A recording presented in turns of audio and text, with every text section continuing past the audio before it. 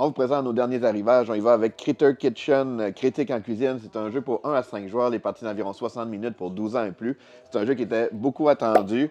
Ça a l'air très apprécié. On a bien hâte de l'essayer. En fait, on va envoyer nos chefs cuisiniers en secret dans la ville pour essayer de chercher les meilleurs ingrédients. Mais là, on a des chefs qui sont plus rapides, mais qui peuvent apporter probablement moins d'ingrédients avec eux.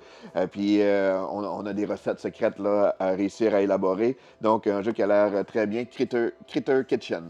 Arrivé en même temps que le jeu de base, il y a aussi l'extension Critter Kitchen, critique en cuisine. Ça permet d'ajouter de 6 ou 7 joueurs. En fait, ben, ça ne les ajoute pas, c'est qu'on peut jouer à 6 ou 7 joueurs, parce que dans le jeu de base, c'est 1 à 5 joueurs. Puis ça permet justement d'avoir des capacités différentes et inouïes, en fait, là, pour 24 sous-chefs dans le jeu. Donc, nouvelle extension aussi, Critter Kitchen, Stand à la carte. Sleeping God Distant Sky, c'est un nouveau jeu dans l'univers de Sleeping God. C'est un jeu, on n'a pas besoin d'avoir le premier pour y jouer. C'est vraiment un jeu indépendant. Ceux qui ne connaissent pas, en fait, c'est un jeu pour 1 à 4 joueurs. Les parties de environ, chaque partie est environ 1 heure pour une campagne d'environ 15 heures. Et puis, c'est pour 14 ans et plus. Ceux qui ne connaissent pas, c'est un jeu très narratif.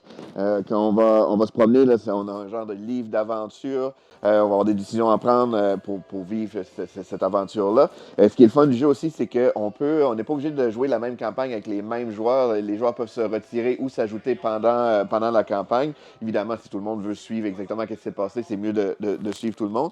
Puis il y a un système de sauvegarde aussi, donc c'est facile d'arrêter de jouer et de reprendre aussi notre partie sans perdre le fil de l'histoire.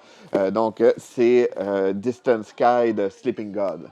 Toujours dans Sleeping God, on a aussi Primal Peril, qui lui, ça se trouve être une plus courte aventure pour, dans le fond, 1 à 2 joueurs, 14 ans et plus. On parle d'environ 2 heures. Et ici, même principe que le jeu précédent, c'est qu'on va avoir notre livret d'aventure pour affronter là, le fleuve dans Sleeping God, Primal Peril.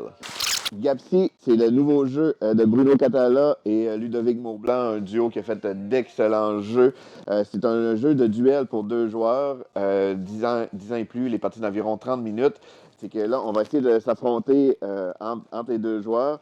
Il va falloir vraiment choisir. Il y a une mécanique de sélection d'action pour nous permettre de placer nos pions pour essayer de faire les meilleures influences, puis justement gagner là, les tuiles avant notre personnage, avant notre adversaire. Donc c'est Gatsby et ça fait le tour des nouveautés de cette semaine.